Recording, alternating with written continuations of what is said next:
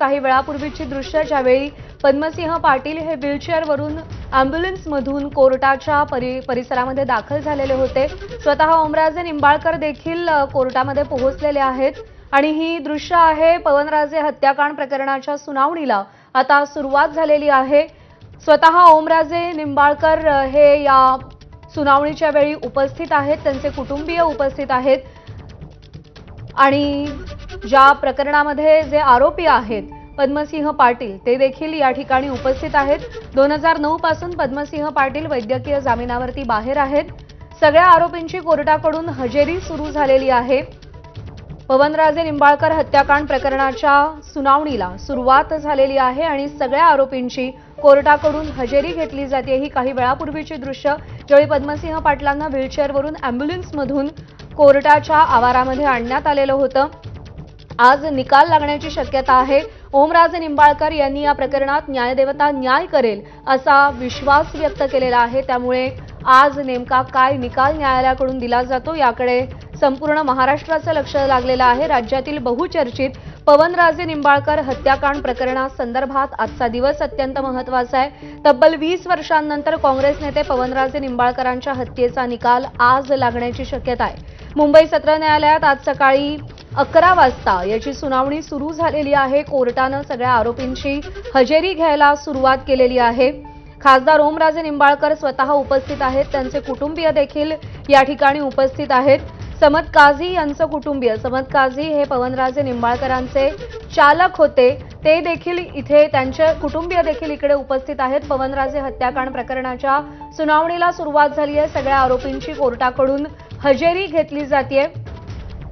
निकाल देण्यासाठी आणखी काही दिवसांची गरज असल्याचं मत न्यायाधीशांनी व्यक्त केलेलं आहे। त्यामुळे कदाचित आता निकालासाठी पुढची तारीख मिळू शकते असा अंदाज आहे। सूरज सावंत आपले प्रतिनिधी आपल्याला अपडेट देतील। सूरज, निकाल देण्यासाठी आणखी काही दिवसांची गरज आहे असं न्यायाधीशांचं म्हणणं आहे।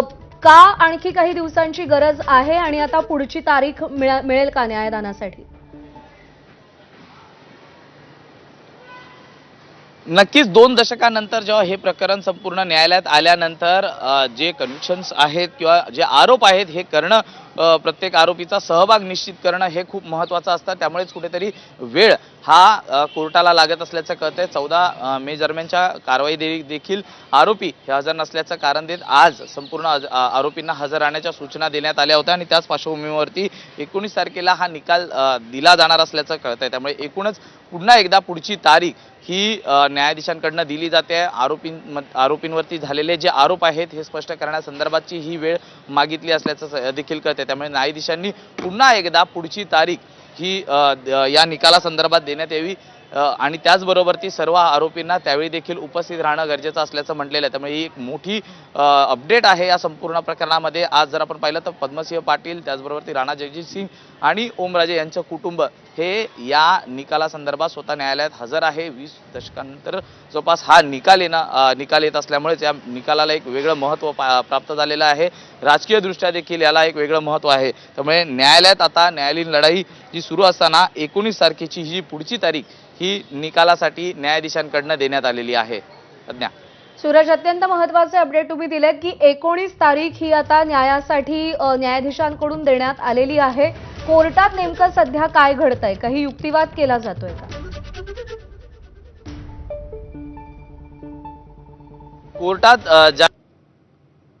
हे या ठिकाणी ही घेण्यात आली होती। प्रत्येक आरोपी याने आपलं नाव त्या ठिकाणी सांगितल्यानंतर ज्यावेळी युक्तिवादाला सुरुवात करण्यात आला होता त्यावेळी न्यायाधीशांकडनं या संपूर्ण आरोपांमधील आरोपी आहेत त्यांच्या निश्चितीबाबत आणखी काही निकाल देण्यासाठी वेळ लागेल अशी पुष्टी केलेली होती। त्यामुळे 19 तारीख ही पुढची तारीख देण्यात आलेली आहे। या संपूर्ण प्रकरणात जवळपास 128 जणांची साक्ष ही नोंदवण्यात आलेली आहे। त्यामुळे एकूणच यामुळेच कुठेतरी या संपूर्ण प्रकरणाचा निकाल देण्यासाठी वेळ लागतोय का असा सवाल या ठिकाणी उपस्थित केला जातोय। 128 जणांची साक्ष नोंदवण्यावरती जे आरोप मध्ये काय रोल होता, त्यांचा सहभाग काय होता हे निश्चित करणं गरजेचं असतं। त्यामुळे कुठेतरी न्यायाधीशांकडनं या संपूर्ण प्रकरणात वेळ लागत असल्याचं सांगितलं जातंय। सीबीआयकडनं संपूर्ण प्रकरणाचा तपास सुरू केलेला होता। निंबाळकर यांच्या मागणीनंतर सीबीआयकडनं आपल्याला मिळत आहे.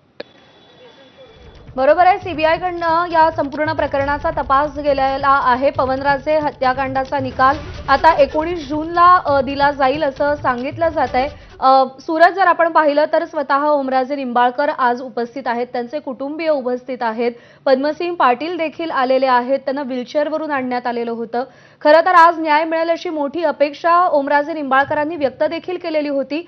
पण काय कारणं आहेत तारीख पुढची मिळण्यामागे, का वेळ लागतोय न्याय मिळण्यासाठी? खरं तर